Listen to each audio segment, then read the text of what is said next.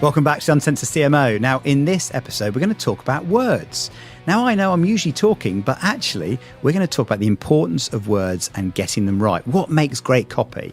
So, in this episode, I'm joined by the Wonder Woman of words herself, Vicky Ross, who is an expert at brand tone of voice and how to deliver great copy. It's a great conversation, and we really get into it. Here it is. Vicky Ross, welcome to the show. Thank you. That's so unfair because I thought that we were off mic and camera and we were just joking around as to what you were going to introduce me as. Well, I've had this thing going, probably shouldn't reveal this on the podcast, but James and I often say the best conversations happen just before you press record. So I said, can we just press record a bit early every now and then and just see what happens? So, right, where the magic happens. The magic happens off camera, you see, so you try and bring it in. But the Wonder Woman of words, I like that. Maybe that'll stick.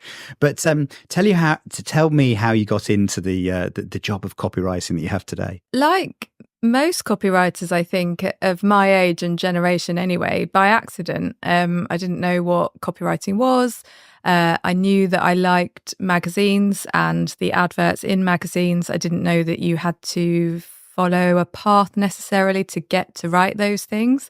I got a job as a secretary and a PA and an office admin assistant in various places. And in that run of jobs, I ended up as an office assistant at a tiny direct marketing agency that doesn't exist anymore. And I, after a while, realised they wrote, I didn't know they were called reader offers in the national press. I thought they were adverts. To me, that's what that looked like. And I was confident in my ability to write. And so I asked the creative director if I could write an offer. And he said yes. And because it was direct marketing, they could measure it and it performed well. And so I went on to write many more. I thought that was me now calling myself a copywriter. I was there for 2.5 years, I think. I left, I went traveling. When I came back, put myself out as a copywriter, applied to creative recruitment agencies, hoping to get work in ad agencies. No one had ever heard of me. They hadn't heard of the agency that I worked at. They didn't care that I'd written reader offers because direct marketing isn't as sexy as, above the line advertising. I didn't know ad school existed. I didn't know I needed a portfolio. I didn't know anything. So I ended up as a PA at the Body Shop, where eventually, after messing up my boss's diary quite a lot, she said, what is it you actually want to do? Because this isn't it. And I said, well, I've been writing reader offers. I really like writing. So she gave me some copy to rewrite and straight away said, oh, yeah, you're in the wrong department. And there's more to it. I won't bore you with the rest of it. But I ended up in the creative studio at the Body Shop for 6 years. How brilliant. Well, that's a wonderful story, isn't it? That if you keep on doing what you're good at, eventually, you're going to get your break. Yeah, well, I think I just told people what I wanted to do. I didn't know that there was maybe a way of getting there. I mentioned going to ad school, but also, I don't have a university degree, for example. I didn't do any internships or placements or anything like that. I just told anybody that I met that I wanted to be a copywriter, and some people listened and made me one. That's a great bit of advice, isn't it? And often it's one of those things that sometimes you don't realise there are jobs out there doing what you love doing. And they don't often teach you that at school, do they? No, it's a bit, if you don't ask, you don't get. But I think that's good advice for anything, especially in a job. When people say, I hope they promote me or I hope they give me a pay rise. Well, they aren't lying in bed thinking about you. So you need to tell them. And then it might happen. That's what I think. So for someone listening now that wants a career that you've had and wants to get into copywriting, what would your advice to them be? Well, I think it's a tiny bit different now. So I would probably work harder at getting a portfolio together. And coming up with spec work is quite difficult if you don't have a brief and you haven't got any experience. So I don't know how much D&AD like me doing this, but I always tell people to download the New Blood briefs and use those, even if you're not going to enter the competition. Or think about who you want to write for. So if it's Nike, for example, take their last TV ad and extend it into a direct mail or a social media post, and then that becomes your, a bit of work to go in your portfolio. And then write to someone at Wyden or someone at Nike and say, look what I did, because this is what I really want to do for you. And then hopefully they'll come back to you. Obviously, that sounds very simple and like a quick, easy road to success. You might not get a reply from someone at Nike, but going back to if you don't ask, you don't get. You've got to be in it to win it, right? You do. Which actually ties nicely into one of my favourite copywriters of all time, Paul Arden, who wrote the incredible book, It's Not How Good You Are, It's How Good You Want to Be, the world's best-selling book by Paul Arden. And I shamelessly borrowed that for the podcast, go, the world's #1 podcast by Jon Evans sort of thing. But that book, he's amazing, isn't he, at really simplifying ideas and dramatising them. But it's exactly the kind of advice he would say, wouldn't it, in his book about, you don't get it if you don't ask. Yeah. And I think there's something in being creative about the whole thing too. So, proving what you've got. And I don't think there's enough stories like this anymore in the advertising industry. But when Graham Fink and his partner at the time they were junior creatives and they wanted to work, actually, was it Versace? Or maybe he went there later. I don't want to mistell the story, but whichever agency it was, I'll remember as soon as we stopped recording. They said, oh no, appreciate your work, and it was nice to meet you, but we're looking for senior creatives at the moment. So do you know this story? No, I don't. Oh, so they left and they went to a charity shop and they bought like a walking stick and a hat and like an old man coat, and they went back in dressed as senior creatives and said, we're here for that job. And the creative director couldn't resist them. And the creative director was famous, so it's really annoying me that I can't remember who it was, and I'll kick myself if we'll check it out. We'll put it in the show notes. Don't worry, listener and reader. We'll make sure it's covered. That's brilliant. I remember when I did a degree in finance and then decided at the end of my degree in finance I wanted to go into marketing, which is a bit of a pivot. And more than this, actually, we'll come back to cars as well. I loved cars, right? I was a real car geek, and so I thought I want to be a marketer for the car industry, right? So, and I narrowed it down. I think I had my top 3 brands, and top of the list was Mercedes.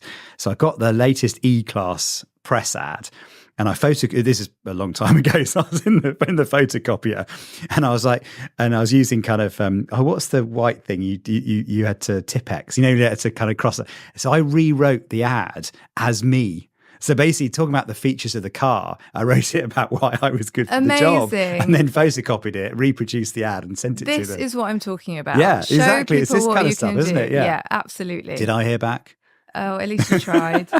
So anyway, so my very short-lived career in car marketing, which is probably why I've got a bit of a beef with them, actually. Well, I was going to say it's a shame because they could have used even my 21-year-old attempt at a copywriter help, couldn't I think they? the car industry needs some help with Why their are car ads advertising. so bad? I don't know. I could ask the same question right back at you. I have no idea. Is it because there's not much that they can say that's different between models and brands, or is it that they're uninspired? The people that work there are uninspired, because I don't know what it drives me mad. It drives.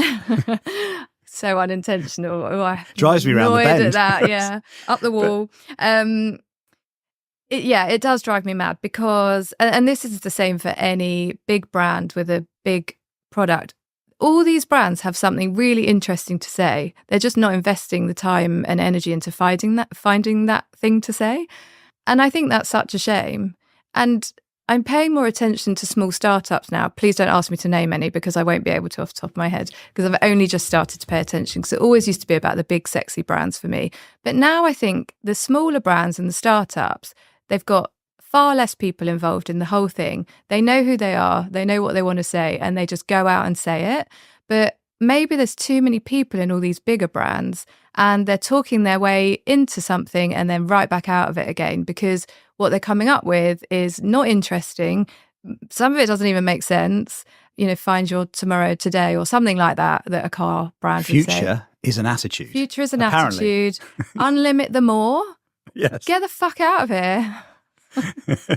Who knew desire was this? And what was the other one? Oh yeah, who said design can't excite you? Oh yeah, as well. Yeah, I noticed you tweeting on that. I did tweet that because it was a banner ad that came up, and every time I saw it, I was like, no one fucking said that. Maybe you did in your meetings, but no one on the street is going, well, I can't even. Is it Nissan that? Yes. Yeah. Yes. No one's going, Nissan. Your design can excite us. Thank goodness you've come along. I can't even make up a conversation that a consumer would have about that line, because it doesn't exist. Well, this is probably we'll come to. I'd love to come to your tips about this, because part of the reason I'd love to talk to you is I find copy quite intimidating. And I mean, this is why obviously so many people probably employ you.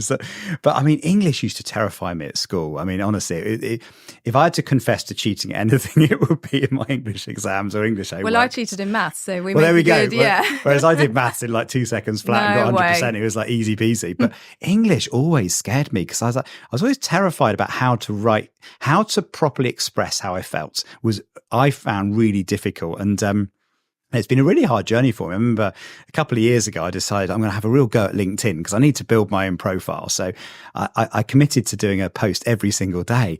I found it so difficult. I sit down and go, right, I've got to say something interesting to the world. And I can't think of anything. Or I'd start to write it and go, oh, that doesn't sound quite right. And eventually I suppose, found my own tone of voice a little bit. And then someone amazing on LinkedIn just did this summary of like people to follow who've got great tones of voice. And she had me as an example. I'm like, oh, this is a bit weird.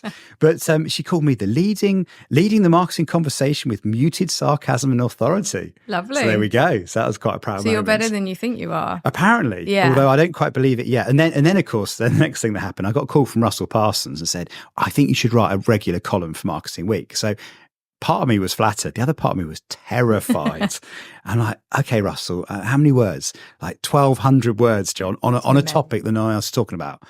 Honestly, it was so terrifying. I can stand and speak in front of 2,000 people and talk about anything. Write 1,200 words for Russell for Marketing Week, and I go into a panic. I wouldn't be able to do that either. But I think everything that you've just said is evidence of why copywriters need a good brief, and they also need time in the process, because you can't just come up with something on the spot. I mean, you can, but it'll be better if you've had more time to think about it. So you setting yourself the challenge to write something every day, if you don't have something in you that's you're bursting with, that you want to get it out and you can't wait, it's going to be a struggle.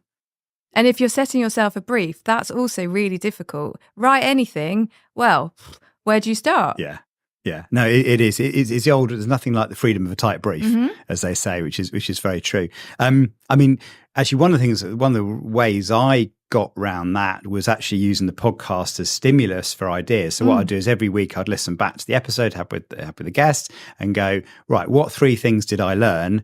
And how can I express what I learned in a simple way, sort of thing. And so I kind of trained myself to do that. I guess like anything that, when you put time and effort into it, and then try and find different ways of telling it, like a quote and then a fact, and then, try and sort of vary a little bit. Yeah, I think lots of people look for a formula in writing, and there are techniques and there are things that we've learned, but there isn't one really. If I had to give you a formula based on what you've just said, I always say to people, write at length first. It's very hard to write succinctly straight off the bat. So write at length. What is it that you want to say? Almost write a brief to yourself, or even like a letter to yourself. So, dear Jon, today I'm going to write about blah, blah, blah, blah. And then go back through that paragraph and pull out all the key bits that you want to include, put them in a list. This is just what might work for me. Everyone's different. And then go back over that list and see in terms of hierarchy what you want to say first, second, last, and then tick it off like a shopping list. And then that becomes your brief to yourself if you don't have one. Yeah, that's really good. I like that. No, and it kind of makes it less terrifying as well, doesn't it? Because you can kind of get something down and then use that and then refine it, almost experiment a bit, and then go, well, what did I like and what didn't I like? But I think people think, well, I write all day, every day, so how hard can it be? I can just put myself in front of a piece of paper or a blank screen and come up with something. But if you lay it all out like that, then you've sort of given yourself like an instruction or a paint by numbers situation, and maybe it doesn't feel very creative, but sometimes that's what we need. Yeah, definitely. To be creative. Well, the only place I found to write my Marketing Week articles are on long haul flights with a glass of wine. So it turned out that's been my trick. Well, like a steady flow or stream of consciousness aided by wine. Yeah. I would hate to read what I might write if I had also, a drink. I write it, put the laptop down, give it an hour, watch a movie, read a book, and then open it back up and read it again. It's usually like, oh, I didn't mean that. And then I'd change it again. But that is also an issue with writing copy. So, like I said, copywriters can write quickly, but we're better if we have more time. Also, the overnight test, such a luxury, but it's really important. I could write a good ad in an afternoon and then send it off because the client needs it by the end of the day, and they've given you 3 hours and that's it. And then go to bed and then wake up with a much better line, but it's too late. So I have to save it for something else. Now, talking about the overnight test, I'd love to ask you, are there any examples where copy's gone a bit wrong that have kind of caught your eye recently? So, are there any? I remember reading the book Eats, Shoots and Leaves, which I thought was a brilliant, illustration of where, get your grammar wrong can lead to unintended kind of interpretations. But anything you've seen where you've thought, oh, I didn't quite get that right? Just on the grammar book, by the way, there's the Elements of Fucking Style is a really good book on punctuation and grammar because it's so memorable, because it's funny, because remembering all where your commas and colons should go is quite difficult. Although in copywriting, you don't need a huge amount of punctuation. I can't think, I'm sure there have been some like real clangers, and probably in the world of social media, somebody would have put that all over it. The only thing that comes to mind right now on the spot is I saw a Pepsi ad earlier this week, a TV ad. Unfortunately, I can't remember what it's for or what else was going on in it, other than the line that said, "We got 0 right," or "Pepsi got 0 right," which I don't think is saying what they think it is. No. If I had to guess, they're probably, because obviously Pepsi are competing with Coke Zero. So I imagine they're kind of claiming that because there's the Pepsi test challenge, that then their whole campaign is around 7 out of 10 people prefer Pepsi to Coke. I imagine they're thinking, oh, we actually got that one right, not realizing that by saying it, they got it completely wrong. Yeah, which is clever, but you need to know that that's what they're saying.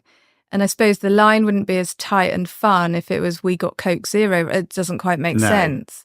So I think it's an intentional play, but it's not doing what they want it to do. It's probably one of the traps as well, where they're writing for themselves as opposed to writing for the people they want to talk to. Yeah. I've got a bit of a beef with brands like Pepsi and Burger King. Like, just stop having a go at your competition or bringing your competition into your advertising. Like, you're just advertising them, not you. And when you're a big leading brand like that, you have so much to say, so much really interesting stuff to say. Like, back yourself. I can't stand it when I work with a lot of really big category leaders, and when they say, "Oh, competitor did blah, blah, blah, so we want to do that." I'm like, but you're bigger than them. Why are you even looking at what they're doing? I mean, obviously we have to be aware of what others are doing, but we don't then do what they're doing. That's for us to then go, right, well, we'll leave them in the dust.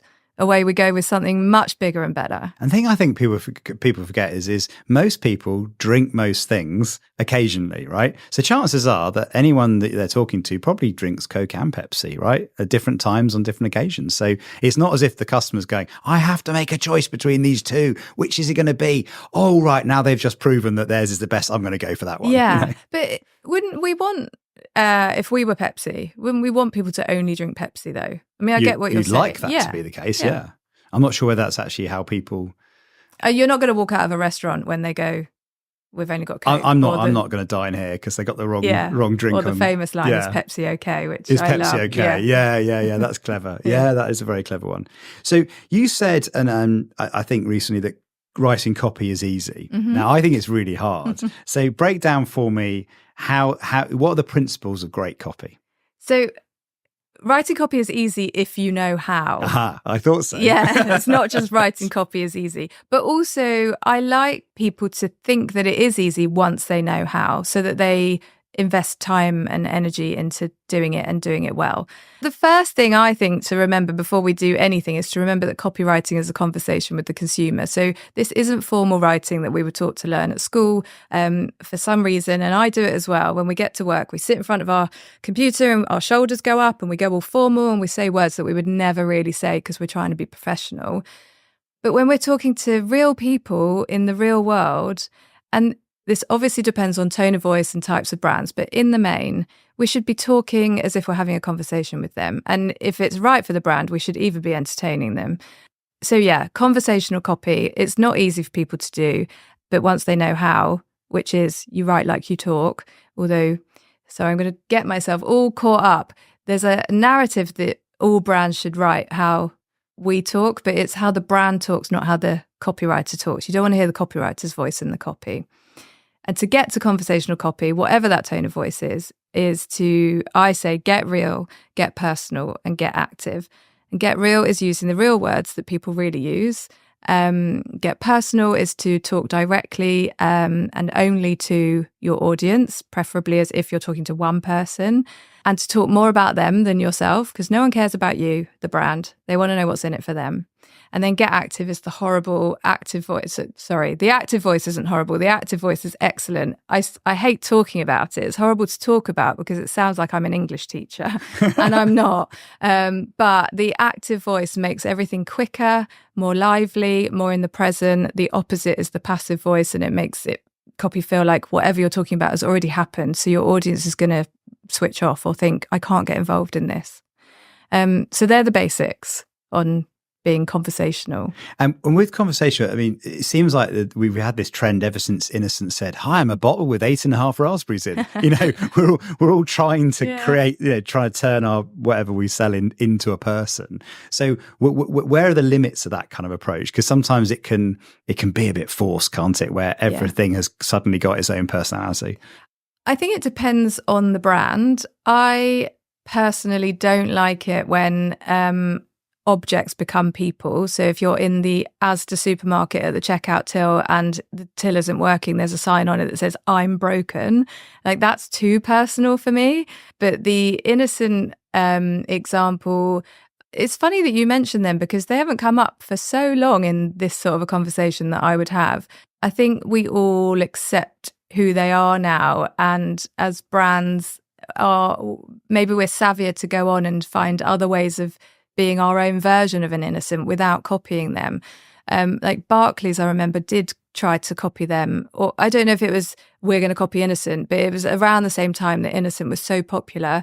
In the window of a Barclays branch, they put a poster on one side that said, "Through these doors walk the loveliest people in the world," which I didn't like. You're a bank, don't talk to your audience like that, in my opinion. And at the time, Barclays was much more corporate and formal than it is now. And then on the other side, it said, "As voted for by their mums."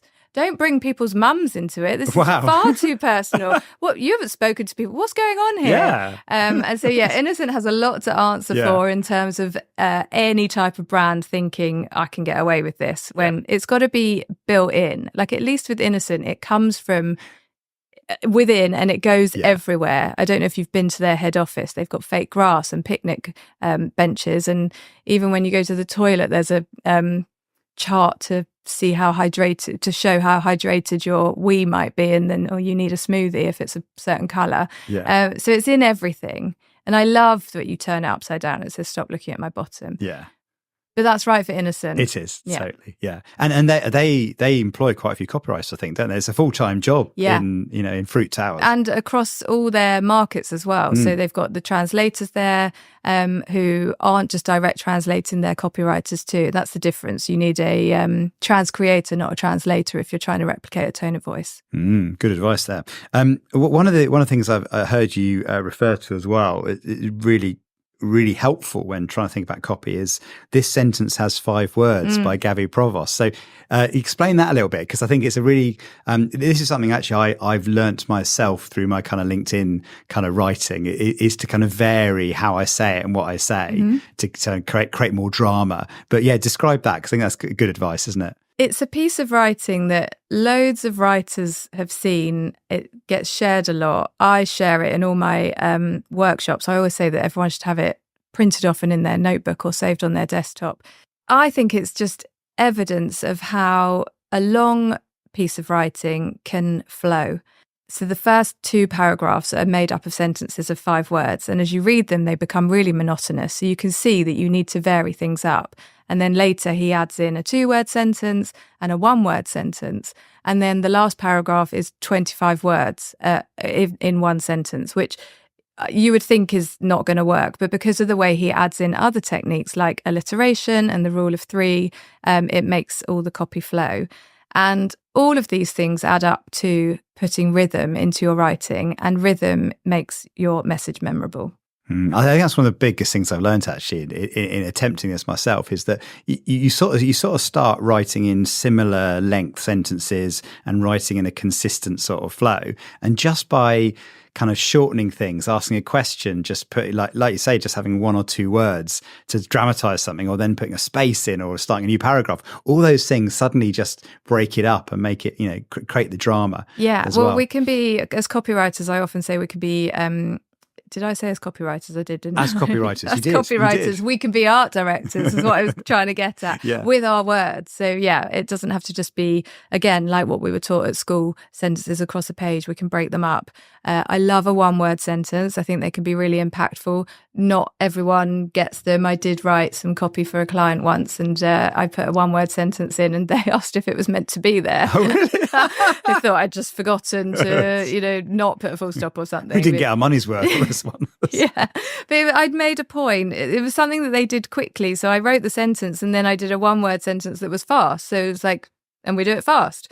But yeah, she said, I don't think that word's meant to be there. And I thought, every word is meant to be there. They know what they're doing. Yeah. That's one bit of feedback not to give to a copywriter. I took it out because sometimes you know which battles you're going to win and which you're going to lose. No, you've got to follow the money sometimes. Another one, actually, a colleague of mine, Colin, always refers to is the power of a 6-word story. And the one that gets me every time was the baby shoes for sale, never worn. I know. Oh, it's just like never been worn. Never been worn. Yeah. You just think amazing, And there's a real power in being choiceful, isn't there, about the words you use, and sometimes working really hard to make less mean more. Yeah. The power of a short sentence over a long one, isn't it? Yeah. Well, I love to edit. I always think the shorter the better. We need to be respectful of people's time and interest in us. Yes, people will read for as long as they're interested. Yes, people have signed up to brand newsletters or follow them on social media, so they are looking to see what brands are saying. But that doesn't mean we've got their attention for an hour, or that we're going to write something long and convoluted and they're going to take the time to work out what it was. So I'm all for short, sweet, to the point, and a bit of fun. Now, talking of this, we set each other some homework, didn't we? Yeah. So you came up with this concept of a copy safari. So explain what it is, and then let's jump into how you and I did on the exercise. Copy safari is when I take industry friends out on the streets and we look at work in the wild. And I started it because in all the creative studios I've worked in, you do the work, it goes up on the wall, you all walk around, you stand back, you take a good look at it, you're not looking at it on the screen. And when I then started working for myself, I'm not doing that at home on my own. So I started going out and doing, as I said, taking people with me, and we tweet our findings as we go. And I didn't expect people to join in, but so many people join in.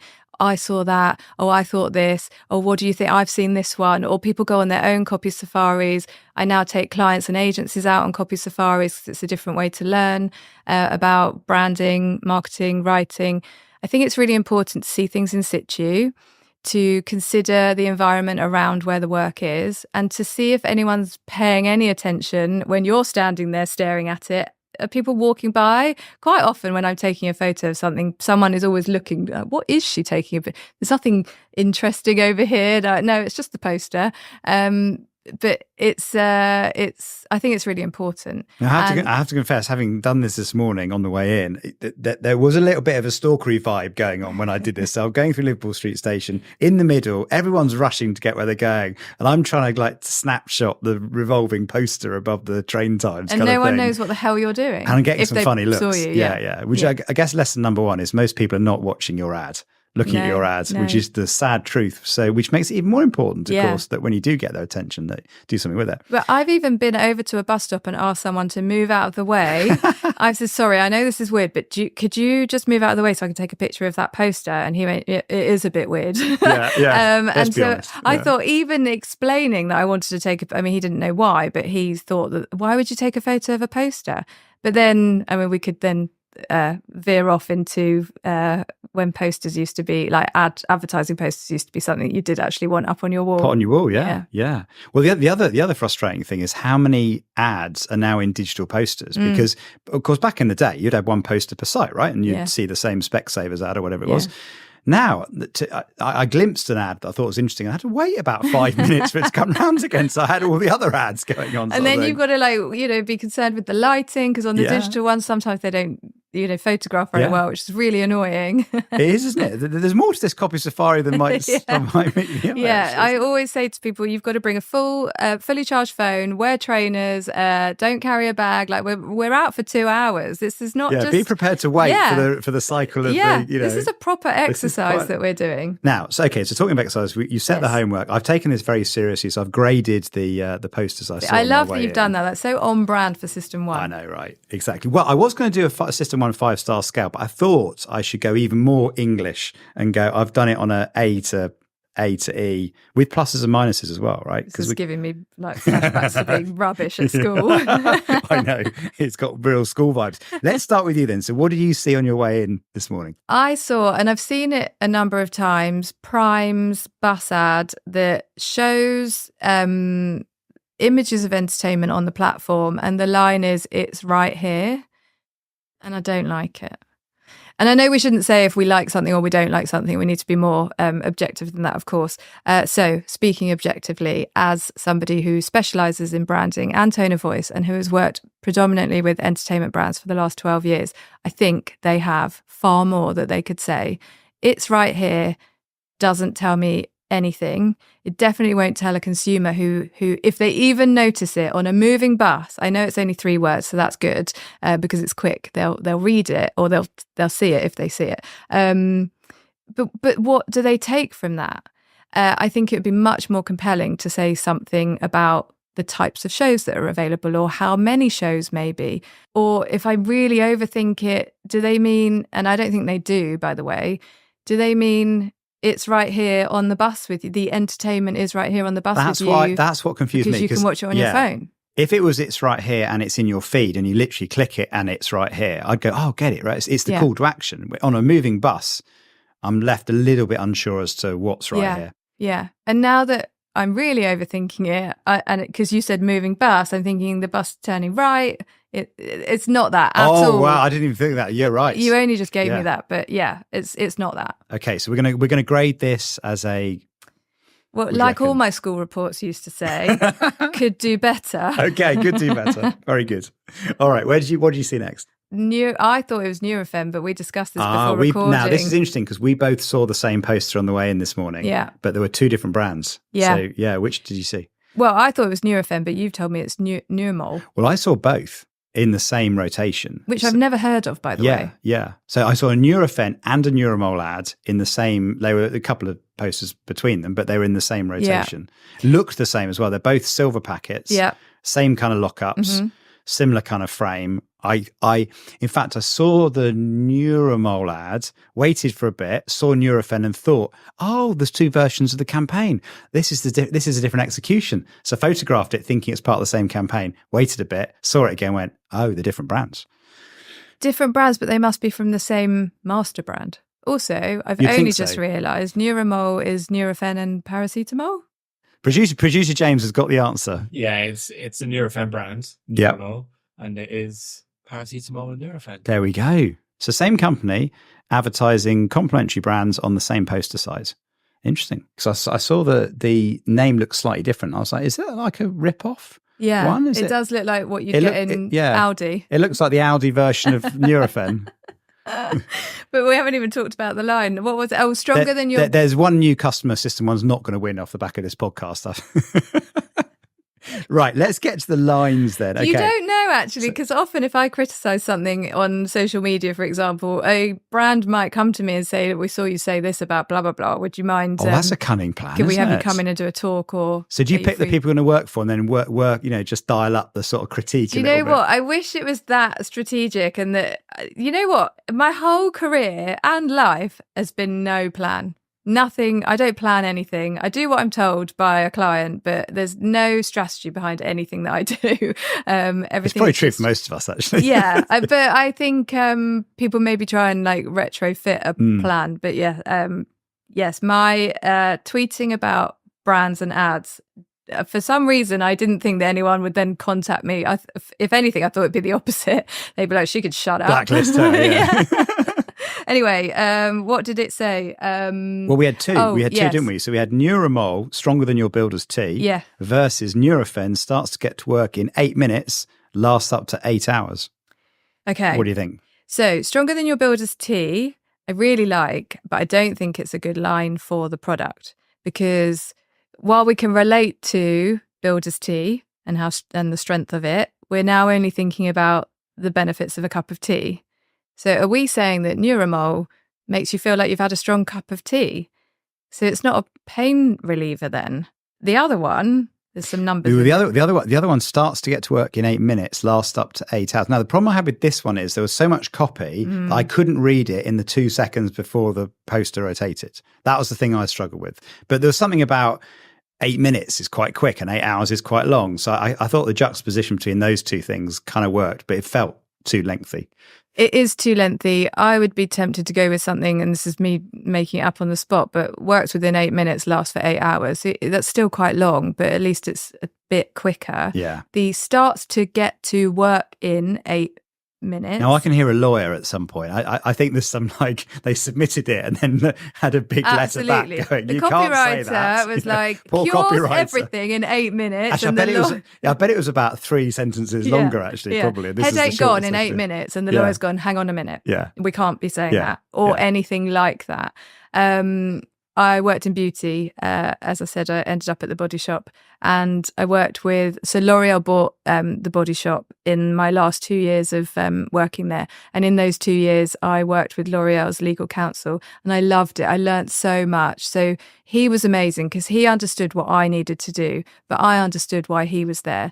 And a lot of marketing people don't understand what a legal team is capable of when it comes to marketing, and are scared of them. So they don't bring them into the process. They just go with, oh, we can't say that, legal will never let us. And I always say, if you ask them, no, there's no point, they won't let us. And that's just not the case. It's top advice, actually. Bring legal in early, get close to them, make sure that they're involved. Otherwise, there's nothing worse than right at the end of the process, then suddenly talk to the legal team and go, there's no way you're saying that. And then you get a line like that, and everyone goes, oh, legal got hold of it at the last minute. Yeah, we had that with Lucasade. We were going, energy beats everything, and then we then got the challenge. Well, does it? well, no, we mean generally, like kind of thing. And then we had to put a clarifying statement on it. We mean the universe, and we had this really ridiculous, like, clarifying sentence underneath. That's crazy because in my experience of working with lawyers, of working with lawyers, I think that they would have allowed that under the term marketing puffery, which is... Oh, that's a good get out of jail, It can be upheld in a court of law, from what I understand. Can it? Is this a thing? Marketing puffery is a legal term.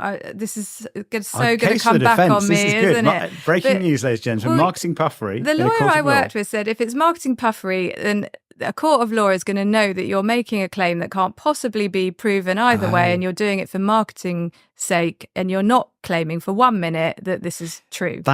It actually makes sense of because I think it's, if I remember, energy beats everything. The universe is yours, and so by almost making that extra exaggeratory claim, we were making sure that people knew that we're talking so. Yes, exactly. We were exaggerating so much that we couldn't possibly say that drinking this means you can beat your opponent. Exactly. Whatever. You know. But having said all of that, if you do need a disclaimer, that should be in your tone of voice too. Drives me mad when I see all these terms and conditions that are, suddenly it's like a lawyer wrote them rather than a copywriter, and it's completely off brand. Like there is ways of making everything on brand. So then you should get your lawyers involved in marketing and your marketers involved in law. Let's start an agency and really mix things up. Marketing and law. Yeah, there we go. We got it. This is good. Okay, so number 3. Law so what was the third one? Order. Law and out of order. There we go. That's what we'll call it. All right, number 3. What's number 3? Now, number 3, I think Uber Eats. Oh, sorry. On your list on your Safari. Yes, Uber Eats was just something as a tap away, and there was a rotation of them, so it was all different restaurants or nearby. It wasn't kind of like this is nearby, anywhere, anytime, or something. No, it was get anything effortlessly, and I'd love for it to have said everything effortlessly, but legal would have got involved and said we can't get everything. But the advert is in a bus stop, a bus shelter, and I think it looks like, even though it says tap away, if you're at a bus and we're in the middle of town, I think if you see that poster, you might think well, it's also a walk away, the restaurant. I can just go around the corner. So it's an advert for the restaurant. Maybe That's not true. necessarily. No, you're right, though, because the only app. time you wouldn't tap is when the restaurant is there, is near you, right? Yeah. So you're right. It's the point of delivery is that you can't get there and you're having it delivered to you. Whereas actually, if you hit proximity, it is around the corner. Yeah. Then that's the one time you don't need to tap. Yeah, That's I true, think ads like that are probably better placed in more residential areas. But I suppose more and more people do use Uber and delivery for office lunches and things. So yeah, I mean, it's fine. It wasn't very exciting. It's an information piece. It is. Actually, one of my lessons, apart from you do look a bit stalkerish when taking photos in the middle of train stations, is actually how many ads I saw don't use copywriting. You know, they are literally announcements, you know, this is launching on this date, or see this here, or whatever. So, I mean, less than half, I say, had adverts I saw had any attempt at kind of introducing some kind of copy or thinking. One of the examples you gave when we were talking off air was for a show, wasn't it? You just said something. Moulin Rouge was like, it literally was Moulin Rouge, and then the date that it was coming out. So I guess a bit like the Prime, it's right here. All you need to know is what's actually on. Although having said that, if there is room for creativity or personality, the Back to the Future show, the line for that is, I think it's book yesterday or something. Oh, that's good. Which is just lovely. And it's only 2 more words. Yeah. But I think, you know, budgets are really tight, and let's not go into the state of the world, but there's not a lot of money around at the moment. And I suppose for a show, you're trying to appeal to a global audience too. So you don't want to say too much in English maybe, and, you know, have to hire a copywriter to write those words in English anyway. Yeah, no, makes sense. Well, let me run my ones past you and see how you thought of my grading. Okay, so the first one I saw, and again, I did this honestly, just what I saw on my journey in. First one was Savor Subs by Subway, Eat Fresh. I quite liked it. I thought this is one that most marketers would think was a bit basic, because it was basically bright green background, Savor Subs, Subway, Eat Fresh. I thought it was quite Ronseal. I knew exactly what I'm getting. I'm getting a Subway. It's not costing me a lot of money. I quite like the simplicity of it. Firstly, there's nothing wrong with Ronseal. I think getting straight to the point in a straight way, some of us might think it's not creative enough or imaginative enough, but sometimes you need to get a bit of information over quickly, and the best way to do it is to do it with the Ronseal approach. But I want to know, is it Savor Subs by Subway? Is that the copy? And then there's the Subway logo. So Savor Subs would be the top third. So big Savor Subs, a sub shown. And then at the bottom, Subway, Eat Fresh. Oh, okay. Yeah. Fine. So there was a gap between Savor Subs and Subway. Okay, so we haven't got Subway in the copy fine. No, but the Savor Subs was written in the Subway, I think written in the Subway kind of brand. So it did feel like it was all tied up nicely. Well, so you've given it a B+. I went B+, fair. actually. Yeah, and Eat Fresh is nice because I don't think Subway has the best reputation for being, you wouldn't think, oh yeah, fresh food at Subway, but Eat Fresh is very straight to the point and confident. Good for them. Yeah, I know. I was pretty happy with that one. Next one was Lebara Mobile. I'd not heard of Lebara Mobile, firstly, and it was kind of a very blue and white. It looked like every mobile phone kind of provider kind of ad. And then they had in a kind of chatty thing going, no price rises, no blah-de-blah excuses. I wanted to like it. I didn't like it. And I tell you why I didn't like it, because it felt like they were trying too hard without being a brand that I would expect to have that kind of tone of voice. So it felt a bit incongruous, and it was quite formal ad as well. And then it had the sort of like handwritten blah-de-blah sort of written over the top. And the two things didn't fit together. That was probably my take on it. I agree with you. I have seen that one. And the fun of blah-de-blah, which I do really enjoy, you know, seeing those words on a poster, they're just really fun and unexpected, but I don't think they suit the brand. It's so corporate looking that I've not seen them talk like that before, which isn't to say that they can't talk like that now, but they would need a whole big brand refresh to get away with it. You can't just, one day wake up and go, I know we've sounded like this for about 10 years, but let's just stick on something cute. That's exactly how it felt. Yeah. Yeah. Or it's like we've got really strict kind of visual guidelines, and then someone's like tried to play around with the tone at the end. So it doesn't all fit together. I really like the next one. Again, this is. I don't think this would necessarily be making marketing Twitter light up, but I liked it anyway. Spaghetti you won't forgetty, from Sackler. I just think there's power in a rhyme, isn't it? Because that's, if I had to pick one that I remember after the end of my safari, that's the one I remember, actually, because it just stuck in with the rhyming, simple, and it was the products in it, and it made me laugh. Well, and we talked about rhythm earlier on, which makes messaging memorable, and you've obviously remembered it. But there's also something really nice in just the letters, the T's, the two T's in each word. I think a copywriter would have been really pleased with themselves writing that. And as much as I love talking away to marketing Twitter, I've got no interest in marketing Twitter not liking something because we have, our own personal preferences for what we'd like to put out there as good work.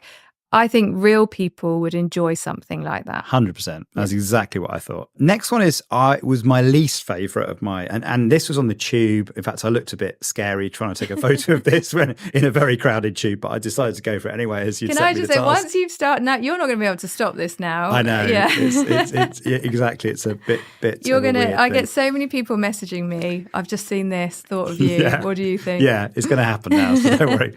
Look out on Twitter. This was for the app Monday, and it said "Meet Your Power Suite," and it had the logos of their various apps. I didn't know what to do with that. Maybe I'm not target audience, but I don't want to meet an app. I just think that's a bit weird. And a power suite is a bit of an overclaim. Yeah. I'm wondering if, and again, overthinking it to try and help people out and save them and be kind. In text, are they thinking power suite looks like power suit? Like you would wear a power suit to go to an important meeting? I mean, it doesn't quite make sense with what you then get. So yeah, I think there was like 3 apps, and there were 3 apps together, and it's a Meet Your Power Suite. It could. I mean, that would be a bit clever if that's what. I'm really a little bit worried that whoever has written any of the lines that we've talked about is going to listen to this and go, who are these idiots that don't understand our advertising? They call themselves experts. But Meet Your Power Suite. I think anything that's meet is just someone trying to find an alternative to say hello to. Oh, yeah. And there are so many ads. It's say hello to your new car, say hello to your grocery shopping, say hello. No one's saying hello to anything. No one wants to say hello to anything. And meet your whatever doesn't help you get away with not sounding like that. Yeah. Right. So, yeah. Okay. So worthy of its D on my list. Okay. The last one, and I really don't want to like this, but I have to admire it, is see it, say it, sorted. Although I have an issue with it, because for a long time I thought it was see it, say it, sort it. You are not, because it would make sense, right? Because it ends with it. But it's only today I went, it says sorted, not sort it. I think you're really late to noticing. Am I this, late to the part? Is this a chat that's already happened between everyone? Yeah, when it first came out, everyone went wild. They're like, what? Why have they done that? But I think we go back to legal chat. I think a lawyer's gone, well, hold on, because we don't want people to think that they're going to sort anything. We need them to realise that if they say it, they see it, and then they say it to us, so it's putting the onus on you to sort it. Okay, so they're TFL is saying, you see it, you say it, and you sort it. No, we'll sort it. Yeah, but they're exactly they're trying to avoid it. That's why they're to change. Like, yes, exactly. Okay. See it, say it, we'll sort it. Yeah, I know. Oh, anyway. But again, I didn't want to like it because it felt a bit preachy, maybe, a bit sort of, formal government service or whatever. But it's effective. It is effective because it's got effective copywriting techniques in there. It's 3 lines, and the power of 3 is powerful. For some reason, it's scientifically proven that we remember things in 3s. Anything more than that, we start to get cynical about claims, apparently. It's got alliteration in there, which helps with the rhythm, and it's got it's got repetition in there, which helps with the rhythm, and then it's got another word which I can't remember because I'm not professionally trained in copywriting. I think it begins with A, and it's where the end of a word sounds the same. So alliteration is for the start. Whatever the other word is, it's got that as well. Amazing. So Yeah. a full Oh yeah, the full house. someone is getting got a bonus for writing that, but then had to go home a little bit sad because someone changed it to sorted. Someone listening now is going, finally. Yeah, they get they it. Understand they get me. my pain. This is what I've been trying to say all along. Yeah, there'll be a book about this at some point. Brilliant. Well, listen, thank you. That was the outcome of our safari this morning. Taking it out a bit wider as well. What would be the greatest examples that you've seen of great copy? I mean, we were chatting about Spotify, weren't we? Yes. As well. Was they did a very clever one, didn't they, around Spotify Unwrapped about 1984? Yeah. Or was it UB40? Yes. So it was like 25 or 30 years of Spotify or something like that. Yeah. Or listening. Oh, do you know, we should even. Oh no, the line was "listen like you used to." So they were obviously taking people back and letting them know that whatever it was that they were into back in the day is available on Spotify now. Yeah, it's like UB40, 1983, UB40, and then like today or whatever, when it was like UB40. Yes, yes. So it was clever. So it was lovely. Yeah. There was a whole run of them. Each one was good. You know, sometimes when you've got a really wordy campaign like that, you can see some have just been thrown in for quantity rather than quality, but that was not the case with them, this campaign. It was by an agency called Who, What, Why. Yeah, so that was a great campaign. Simple, quick, instant, relatable, made people feel something. And in a campaign like that, there's something for someone. You might not get the UB40 one, but you might get the London Calling and then Conference Calling, I think was one of the executions. And it's similar with, there's an Airbnb campaign that's been running for a few years now where it's real pun fun. And I love a pun. And I know, you know, lots of writers say they don't, or lots of people think they're not supposed to like a pun. But puns, if you use them well and they've got a reason for being there and they have a product or brand benefit in them, then use them. If they're just there for your own, you know, indulgence, then you're not doing a good job. So anyway, pun away. Airbnb, they have got all sorts of categories, and for each poster they have a different pun or reference that you would get that would relate to that category. And I think it's something that could run for years, and it has run for a couple of years, and I hope that they don't stop it, because I'm all for brand consistency, and you want people to look out for you and to wonder what the next iteration is going to be. And if you change your campaign or even your branding quickly, then, you know, people stop recognizing you. Now, you've worked on a lot of campaigns yourself, of course. Do you have any favourites that you've been working on that you can talk about? A lot of my work is behind NDA because I write brand books and tone of voice guidelines. And to be honest, I'm proud of all of those, because to be invited into a major global brand and taken behind the scenes and given the responsibility and the honour to come up with a way for them to talk and then tell them how to do that as well, and then write a really sexy book that has all of that in it, is what I'm most proud of, which is a really geeky answer. But in terms of I haven't written as many ads as I would have liked, but anything that I have written that's gone anywhere near a television or an out-of-home site or in a magazine, I know what goes into it. I'm so proud of anyone that gets any work out, whether we like it or not. We might not always like it. But yeah, I also just like words. I like to see words on things. So yeah, anything that's gone out is a good one. Probably it's easier to say what I'm not proud. No, I'm not going to say that, because then that names the brand. But yes, I have. Oh, I know what you want me to say. I've just remembered. Oh, go on. What was that? Was the slogan for when Sky Crime TV channel? Oh, that launched. was clever. Yeah, go on. Yeah. That was very. I wrote "Where the Truth Lies." That's really good. I set myself the challenge for no reason whatsoever, other than to just be creative, is to put two opposite words in a line together, and if possible next to each other. And so "Where the Truth Lies" just came quite quickly and easily when I sort of decided that's how I was going to approach it. And you had a tourism one, didn't you? But up and down as well, didn't you? Yeah, so the year before I'd written for Dreamland in Margate, their slogan, which was "Live it up down by the sea."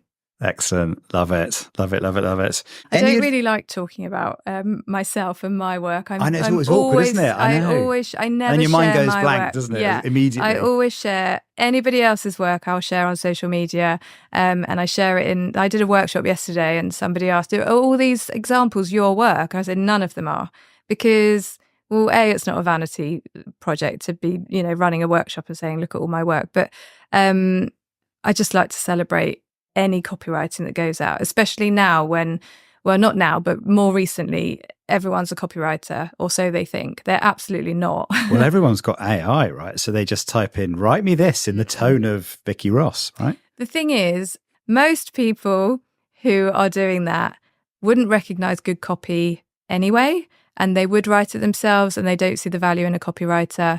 And if they're asking AI to do it, they're not going to know that what they're getting back could be better if it was written by a person.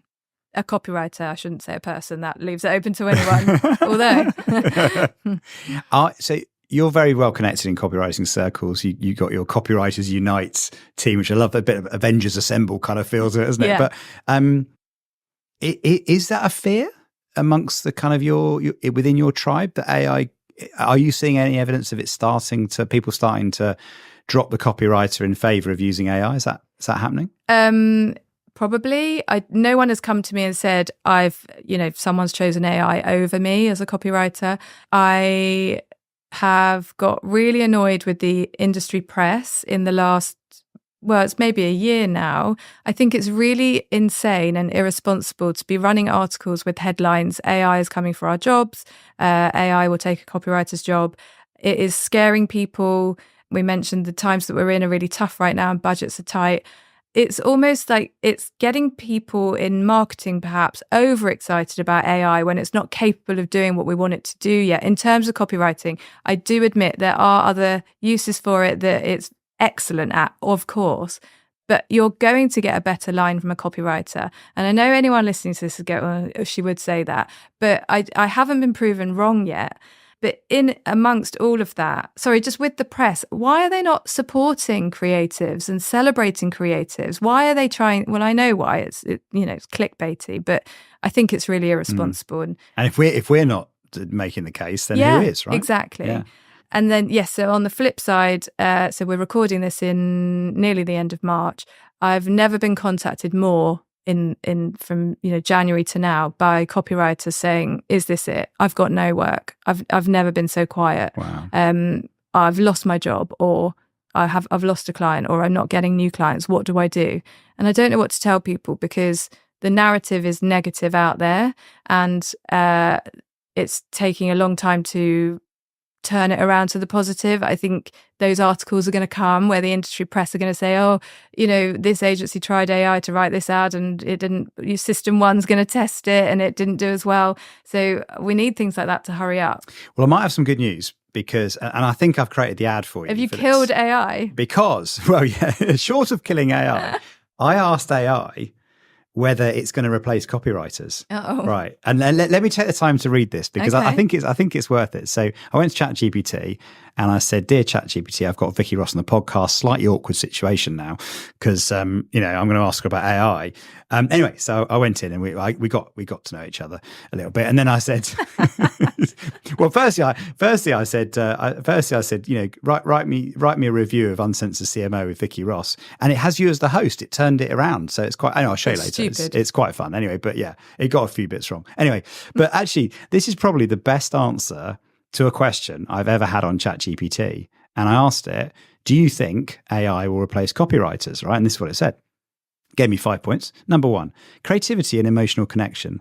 Copywriting involves more than just stringing words together.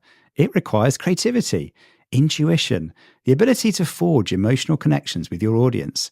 AI, while capable of generating text-based patterns and data, lacks the human touch necessary to evoke emotion. That's not bad, is it, for its first point? I mean, that you even needed to ask AI a question that anyone could have told you the answer to is, Yeah. not really selling the benefits of AI in the first not, place. is it? But no, yes, that's But the interesting thing about this is I asked AI a couple of weeks ago before I was doing a talk about what are marketers most worried about in 2024. I said, what are the big themes in 2024 that marketers should be thinking about? Number one, how to use AI. I'm like, oh, come on, please. Well, that's what I would expect from this, because it's kind of like, you'd expect it to be self-programmed to go, well, AI can now replace a lot of the things humans used to. It's amazing what we can do in a short space of time. Yeah. I mean, good on it for being honest. But you're not selling yourself, because wouldn't you be like, yes, AI is going to take a copywriter's job. Eat that. We go. So number two, second reason why AI won't eat the copywriter's lunch: adaptability and contextual understanding. Copywriters possess the ability to adapt their style and tone to fit different contexts, audiences, and brand voices. They understand nuance, cultural references, and subtle nuances that AI may struggle to grasp. It's not bad, is it? It's all true. It's all true, isn't it? Yeah. So number three, third point, strategic thinking and problem solving. So here it said, beyond writing compelling words, copywriters can play a strategic role in shaping marketing campaigns and messaging. They analyze data, conduct research, and employ critical thinking in identifying opportunities and overcoming challenges. While AI may assist in generating ideas, it lacks the strategic thinking and problem solving skills of a human. Very good. I like that too, right? If anything, this is educating marketers on how to work with a copywriter, because quite often we're not brought into the whole process, and it's helpful if we are. Yeah, very good point. Yeah. Fourth, brand voice and identity. Copywriters are responsible for maintaining and evolving a brand's voice identity across various channels and touch points. They understand the brand's value, personality, and positioning, and they ensure consistency and authenticity in all communications.